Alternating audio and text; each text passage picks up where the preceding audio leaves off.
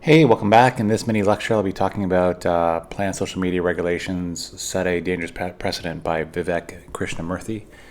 The main takeaway is a multilateral approach grounded in the shared language of human rights can help keep the internet free and open while moderating its worst excesses. Let's begin, shall we? In terms of the Canadian approach to social media regulation, the federal government is introducing legislation to regulate content on social media.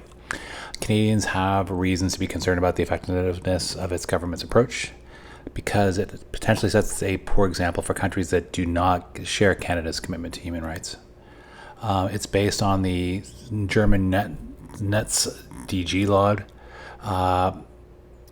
In this law, it allows social media companies to be fined up to 50 million euro for failing to remove obviously illegal content from sites within 24 hours of notification. So it's a pretty strong measure.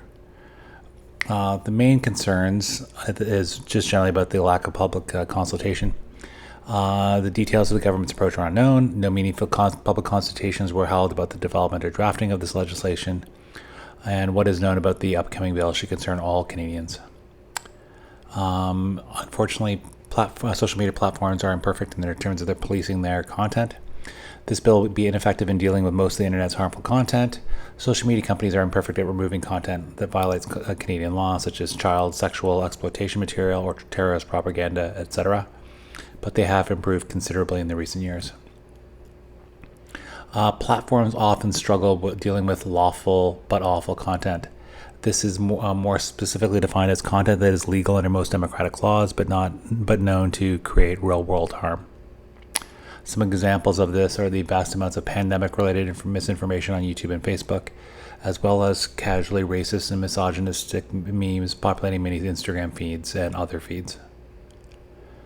The Canadian Charter of Rights and Freedoms complicates this issue. It has broad protections for expression that provide for the right to free expression in Canada. However, that makes it difficult for governments to either ban such content outright or restrict expression of harmful and distasteful ideas in public. This new law only scratches the surface from previous discussions. A new law seeking to penalize tech companies for failing to promptly remove illegal material will only scratch the surface of the problems with harmful content online. It sets a dangerous precedent, especially for autocracies. The more troubling issue is the example that the upcoming legislation will set for countries that do not share Canada's respect for human rights. Global authoritarian democracy governments are adopting social media laws similar to the ones set to be unveiled in Canada, which can be problematic. Laws that impose draconian penalties on social media companies fail to take down content that is illegal under national laws, again, can be abused. Laws in many autocracies criminalize different forms of expression protected under international human rights law. For example, voices that dissent against regimes in power, and minority community cultural and religious expressions. One example is in Pakistan. They enacted a law strikingly similar to the one that Ottawa in Canada is considering. But in the context of Pakistan's legal system, which is different than Canada's, blasphemy can be punished by death, and it is criminal to violate religious, cultural, or ethnic sensibilities. Again, that can be really problematic on social media to police. Poland and Hungary are also doing similar things. Andrzej Duda his increasingly authoritarian government introduced similar legislation to the Canadian one in Parliament, and Viktor Orban in Hungary, his administration is reported to be considering legislating a similar measure. As a result, Canadians should be concerned about the enactment of such laws in faraway places like Poland, Hungary, and Pakistan because we value human rights, and it puts the future of a global internet at risk. Governments seek to regulate the online sphere according to their own national laws. That seems to make some kind of sense. However, this sometimes goes against whether those laws comply with international human rights standards. There is a risk, as a result, that the internet will splinter into national networks, and this has a profound implication for all of us who believe in a global internet. It's suggested for Canada to take a multilateral approach, especially against this bleak international backdrop. Canada must think carefully about its online harm regulation approach.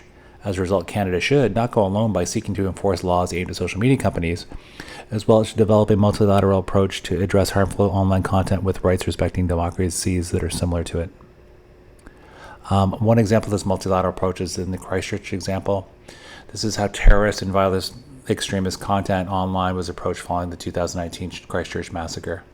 A coalition of governments led by New Zealand and France worked with industry and civil society stakeholders, and they devised the Christchurch call to action. So again, it's multilateral in nature. In terms of this multilateral approach, Canada should try to take a multilateral approach, and it should ground its approach in the language of human rights to make it as expansive and protective of citizens as possible.